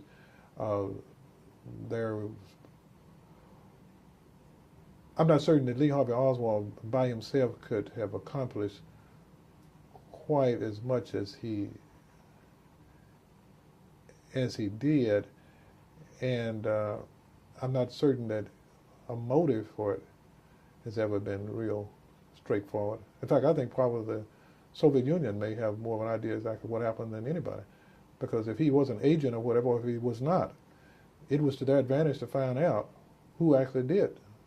Since he lived in Russia, I'm pretty sure that the Soviet Union did their own investigation and tried to say, well, is this man a wild cowboy that y'all sent back there to kill President Kennedy? Or what's going on here? And I'm sure they had their own investigation. I bet you they came to a conclusion that he either was a cowboy sent over to do this, or whether or not he was not even theirs. And even so, the connection with the Soviet Union, I've always wondered, so what? I mean, what would the Soviet Union have to gain by the assassination? I've myself have felt Kennedy's, Oswald's role in Cuba may have had more to do. It may be a little closer to home, and I've often wondered whether or not the reason the Cubans are kept at arm's length and why we're still, some of the countries that were in the Soviet Union and we actually went to war with, we reach out an olive branch to them quicker than Cuba, say the North Vietnamese. I mean, we've never fought the Cubans with the little Bay of Pig fiasco, but we would talk with North Vietnamese quicker than Cubans, and I've always thought that was interesting. And when I stopped and said, well, what is it? I mean, yeah, Castro is no threat to us. Castro, but it seemed to be some underpinned animosity that this country has against Cuba that's far beyond what it should be for this little island nation. And I've often wondered whether or not we have knowledge to tie Cuba with this, because it's no secret that attempts were made on Castro's life. And so I still have to put it in, what was the why? Yeah, he did it, but why did he do it? And that's the thing that I don't think anyone's ever come to the surface for. There's no doubt, I think Lee Harvey Oswald definitely killed him. He did Tippit, this whole thing, that the gun being found, him having the gun come into a mail order, can prove that he bought the gun, that's the same gun. He worked at the scuba department. I mean, all the information says he did it, but nothing says why he did it. And I'm often wondering, what is going on behind that? That's the only thing that bothers me about it. It's never been that Lee Harvey Oswald didn't assassinate Kennedy, but why he did was something different. I'm not certain the Soviet Union. This does not seem like the Soviet Union would have anything to gain by that. That's crazy, especially since we were threatening them with nuclear war if they didn't get the missiles out of Cuba. Then, if they wanted to really rumble why didn't they rumble with us then? Why would they go and risk all-out nuclear war by having some person who's not really mentally stable to do this? I don't think the Soviet Union as a power as it was would have this man representing them as an assassin. They have their assassin, but I don't think it would be this guy. So they're so easily caught and so easily traced back to certain things. But Cuba's different. I wonder whether or not the Cubans wouldn't have used him to do something like this. And I don't know if anybody will ever know that. And I'm just speculating because I'm saying it has to be a reason. And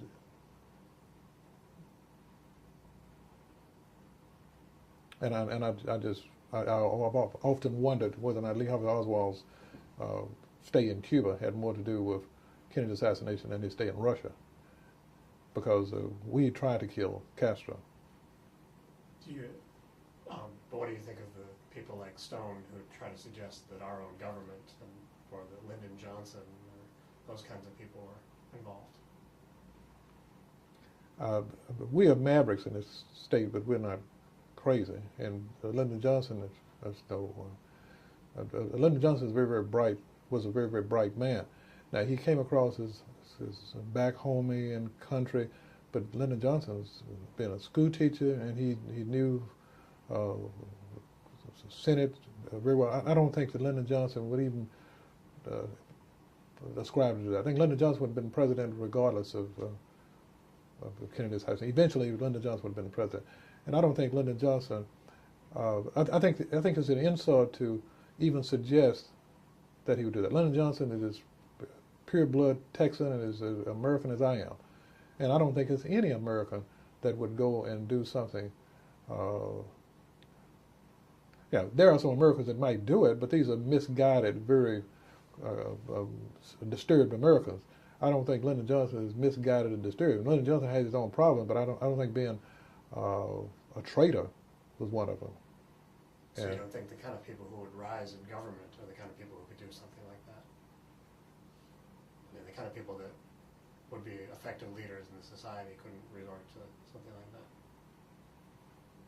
that? I just don't believe that. I mean, I just don't believe it. I think for things that, for Lyndon Johnson to stand for, and some of the things that I know about what he has done, that is completely not in keeping with who he is. Now, I don't know, but I'm saying based on what my best scenario would be, I don't see how that could be. Like there's certain things I could expect certain people to do because I think they're ruthless enough and they don't care enough about other people to matter one way or the other. But I don't think Lyndon Johnson, I think Lyndon Johnson, I'm going to have to, I think Lyndon Johnson was a person, a very powerful person, and he may have had some insecurities by being from Texas, and he still had the Texas twang, and he may have felt that the Easterners would try to look down on him. All those are true. Those probably is the case. But I think being a Texan, he also felt he was big and bad enough to stand on his own 2 feet and not have to kill someone. Lyndon Johnson struck me as somebody more like to haul off and hit you in the face than to sneak and hire somebody to kill you. I don't think he'd hide behind to tell you how he felt. I think he'd come right up and tell you how you feel. I'll just ask you, what do you think the future is for Dealey Plaza? Do you think that people are going to still continue to be drawn there and be interested? Yeah, I think there will be 50 people. years, 100 years. I think there will always be an interest in Dealey Plaza simply because of history from other countries. When I pass it, sometimes you see people from Japan and other people taking pictures. There will always be that. But I like going to see the Mona Lisa. 100 years from now, I hope that people will choose to get a book and read and see who Kennedy was, and not just take a snapshot and go on through, because there was a lot that was going on, a lot that they interrupted by killing him, and they need to find out what he stood for. That's what is important about that. If you want to remember John Kennedy, remember what his thoughts were and what he was trying to do. You don't have to finish the race all the time. If you were in the race and you give it 110%, that's good enough. When people see the courage that you put forth, especially if you're running a race in the rain, or you're running a race with weights on your feet. And I think that's what the Kennedy family is all about anyway. It's just it's more the courage in what they're doing. I'm not concerned about him being reelected for the second term. He was good enough for those 3 years he was there for me, because I think he's outshone a whole lot of other people who've been there a lot longer. Do you think Dealey Plaza will always be remembered for Kennedy now? Or? I do. I think Dealey Plaza will probably always be associated with Kennedy. And last thing, have you continued to be a supporter of Democrats, or are you not affiliated? Well, I would rather not choose to suggest my political leanings, but I think that anyone could probably surmise what political party I would be associated with, because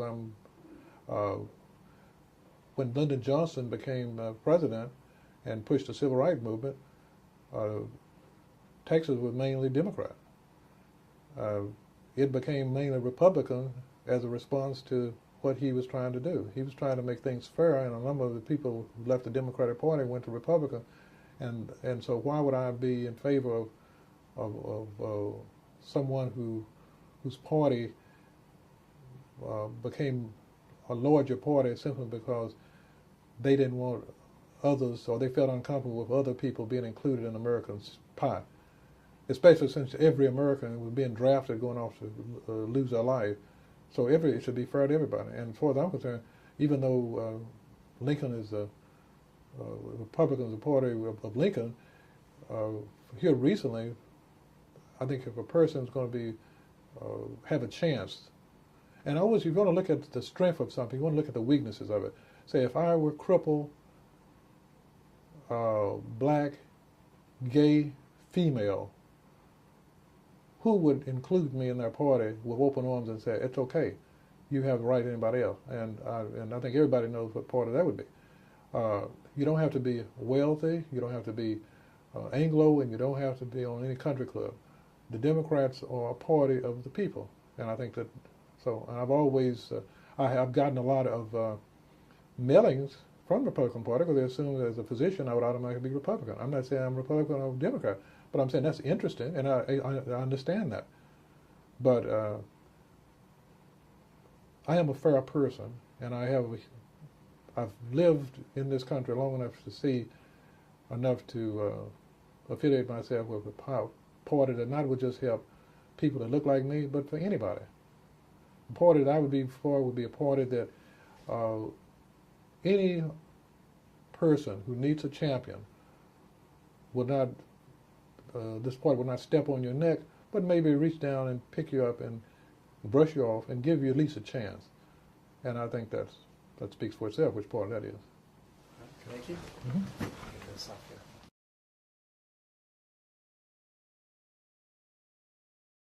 Fed calves in the backyard with a milk bottle until they got up to some size, and then we took them back to close to Palestine. We've had small pigs that were runts and fed them by bottle until they got up to some size and took them back. So it was a different climate. It was, I'm pretty sure now you cannot have pigs and calves in the city of Dallas, but at that time we did have, and in fact we had chickens as well.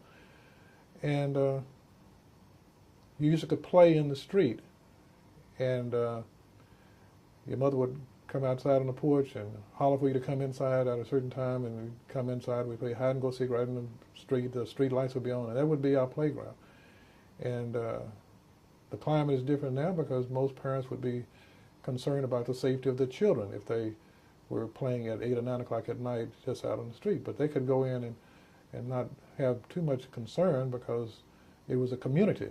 The families that lived along up and down the street where I grew up, we all knew each other.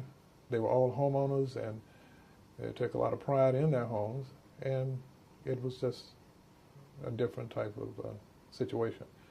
We were more likely to have not a single parent type family. Fathers and mothers were still together. They were raising the children as a unit, and it's not to say that there were not negative things.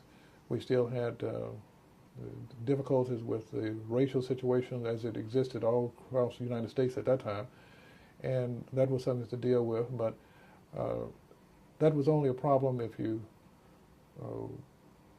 allowed it to become a problem. There was so much happiness and so much love in the community that most of the time you just pass it off and dwell on the positive. And I think that's what, and I like to think that that was the reality of it and not just my faulty memory and trying to bring back memories that were not there. But I think I'm being accurate in saying that that's the way it was. Our Christmases were different. Now it seems as if everyone has to have a lot of toys and to take part in a lot of extraneous things. Christmases I can remember in the 50s and 60s would mean very simple type of Christmases. We would get in, all piled in the back of the car. My father would take us over the city and we just look at Christmas decoration. We'd go downtown, and it wasn't just small black families in the 50s and 60s. Other families were doing the same thing. They would drive down Lamar. There was an old Santa Claus that was out in front of the Sears store on Lamar that used to lean over and wave at you as you passed by, a big mannequin. And I can remember being driven by that Santa Claus every year for several years. We drive down the streets of Dallas, downtown Dallas, and see the decoration. And we felt very good about that. And no money spent, just driving around looking at decoration and come back home. More than likely, the tree that we'd get for Christmas would be a tree that my father would chop down and bring home. And we put a pedestal, a base on it, and we would decorate it ourselves, and sometimes with homemade decoration. And it was a simpler time, but it was, I think, a truer time. People's feelings were what they were, and to a large degree, you didn't have to continually look over your shoulders expecting an enemy, because probably there were no enemies. You would find a friend. It was a very, I think, good time to grow up. Did you know anything about G.B. Dealey growing up that Dealey Plaza is named after? I don't remember anything about that.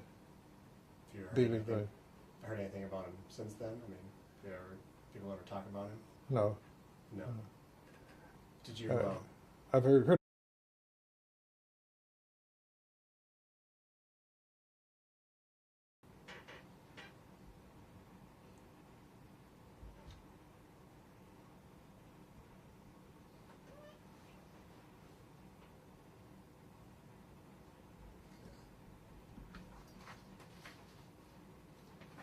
Just go listen for a little bit to make sure it's on.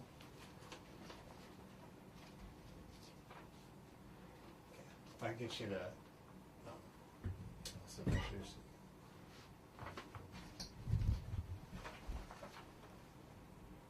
What do you want me to look? Okay. Yeah, just talk to me normally.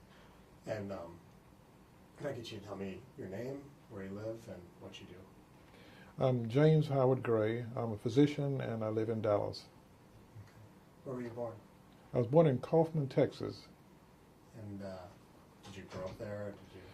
No, we moved from Kaufman to Dallas in '49. I was born in 1943, so I don't remember much about Kaufman. I lived most of my life in Dallas. We moved here when I was 3. And where have you lived outside Dallas? Did you go to school elsewhere? I went to North Texas State in Denton in the early 60s. Went to medical school in San Antonio, then went into the Army. Was stationed at Walter Reed for 3 years, and then went to Baltimore, where I did my residency at Johns Hopkins. And then we came back to Dallas. And so what all kinds of medicine do you do? I'm an ophthalmologist. I did my medical training at San Antonio and did an internship in internal medicine there at Barrow County Hospital. And following Barrow County Hospital internship, I went into the Army.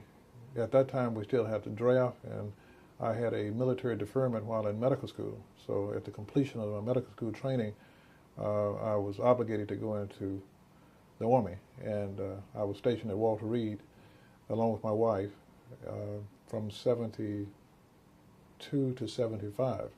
And while in the Army, I was general medical officer at Walter Reed and had some coverage at the Pentagon.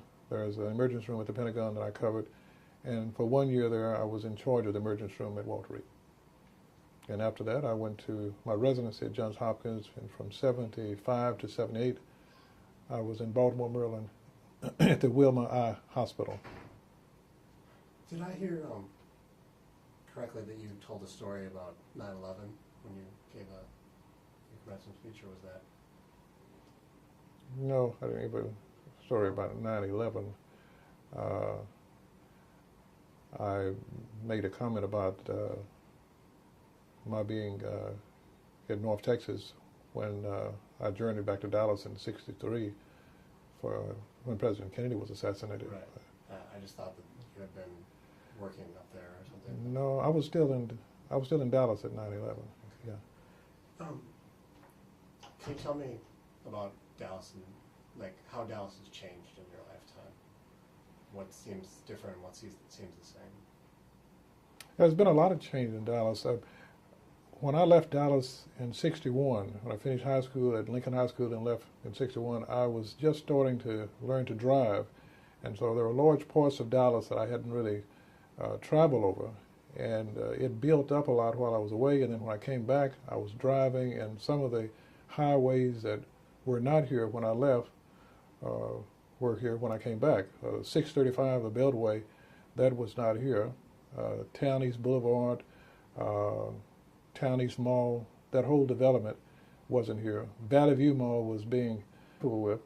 And I think for the average American, they were glad to see a change, because I don't think that they could sit in their churches and their places of worship every Sunday and then turn around and see the incongruity in how you speak in love on a Sunday, and on a Monday you're hating and you're mistreating people. That's something that either your religion is in fault or what you're doing is in fault. And I think Americans have always tried to be a caring society. And I think what you would see sometimes of the people who were the most vocal and outspoken may have been your haters, but I've never felt that the average American was a hater anyway. And I think that's what Kennedy did. I think if the American climate was not as good as it was, Kennedy would not have been able to do some of the things that he did, and Johnson wouldn't have been able to do some of the things that he did. They were able to change, a lot of people say the way change the conscience of America. The conscience was always there. All they did was just basically tweak it a little so that they made you become as good as you could become. And I think that's what was good. We always were good people. They just asked more of you. They asked you to be a good person, not just talk it, but to walk it. And I think that's the same thing that people recognize what Kennedy did when we had the race for space, when the Russians and the Americans were racing to see who was going to dominate space, and when Yuri Gagarin went out in space first, and we thought the Russians were going to really get ahead of us. He asked all Americans to, lock arms, and we were going to beat the Russians. In the Cold War, Americans were standing shoulder to shoulder. We weren't going to let that happen. We had a fear that the Soviet Union was going to bomb everybody and kill everybody. It was their promise to dominate us. Khrushchev had said in the UN that he was going to destroy Americans. And we took that to heart. And I think most Americans, whether it be black, white, Hispanic, Asian, or whatever, we knew that the bomb wasn't going to be uniquely for Anglos. It was going to be for everybody, and we reported it everybody. So I think that is what Kennedy was about. And I think that's why a lot of people mourn him so, regardless of the party. Because I think if you stopped and looked at what he was asking for you to continue fulfilling the dream that Americans have always had. Whether or not you're an immigrant from Italy or whether or not you came over on a slave ship, most of the people who come to this country have a feeling that they can be as big as they attempt to be. You're not being restrained by your place in birth, and to a degree, as African Americans, obviously we were, but it was still in the process of changing that around. And in looking and seeing what was going on in other countries, I felt freer as an African American in this country than probably a lot of Russians did in their own country. And I think that Kennedy was asking for the best in people, and I think that came across. A lot of people didn't like him, and they didn't like the fact that he was wealthy, the fact that he was handsome, the fact that he was from the East. But when you saw what he did, when you saw that this young guy served in World War II, and he was very wealthy, and he could have gotten out of it, but he didn't. And he almost got himself killed in World War II. and you saw what the family was about, and that they didn't tolerate intolerance. When he could remember how the Irish were treated in this country, and he realized, and Kennedy was a very bright person, and he realized that all you do is change your name, change your skin color, or change your eye color, or change just a little, and then all of a sudden you're an outsider. He realized the ridiculousness of that, and I think that one of the main things I like about him is I think he was the first president to really erect it back in the early 60s. I used to work at Sears on Ross Avenue, and I used to drive a truck taking tires to the Valley View Sears. And during that time, that was about the only thing that was out there, was Sears. And now the whole 635 corridor has been built up. My father and mother were school teachers, and my father was principal of a school in Mesquite called George Washington Carver, which was on the corner of Sain and basically what is now 635. But in those days, it was no 635, so you take Sain all the way in from Dallas to Mesquite. And now where the school used to be is IHOP at that same location. Not only Dallas has been built up, but all the surrounding areas have changed. Mesquite was like a sort of a forming community back in the 50s and 60s. Now it's metropolitan. It only had one high school. And the only thing that you could see going down Sain to Mesquite from Dallas was the Mesquite Rodeo. That has stayed the same. Now Mesquite is a booming metropolitan area. Back in the 50s and 60s, the Flying Red Horse you could see coming from South Texas, coming into Dallas. The skyscrapers were not so overpowering, such that you could not see the Magnolia Building and the Flying Red Horse. When I came back, most of the skyscrapers had pretty much surrounded the Flying Red Horse, so you really had to stir and search to find it. The Southland Building was about the tallest building when I left. The Mercantile National Bank was, I can remember when that was the tallest building in Dallas. Then you had the Republic National Bank, and then InterFirst Bank, and that subsequently became Bank of America. So a lot of things have changed downtown. The skyscrapers, of course, the theaters. Back in the 50s and 60s, you had several Loris theaters downtown Dallas. The Tower, the Majestic, the Palace. Those subsequently went the way of the Buffalo, and they had a lot of the outlying movie theaters to come up. The Metroplex, where you had more than one screen. So all of that is new. Central Expressway was here back when I lived in Dallas before leaving, and all that's happened to it, it became more and more congested. But when I came back to Dallas, shortly after that, they started building and widening the Central Expressway, so that doesn't even look like the old Central Expressway anymore. What about Dallas as a community? Did you notice a big change over the years? We initially lived in West Dallas. When we moved from Kaufman to Dallas, it was West Dallas, and we stayed on Westmoreland. And in the late 40s, early 50s, West Dallas was like a rural part of Dallas. It was not well developed, and we used to actually have cows and chickens in West Dallas. Outdoor tortoise was in West Dallas. That has changed. South Dallas has changed, where I grew up for most of my life. But even in South Dallas in the late 50s, early 60s, it may have been a city against a city ordinance, I don't know, but we had chickens in South Dallas.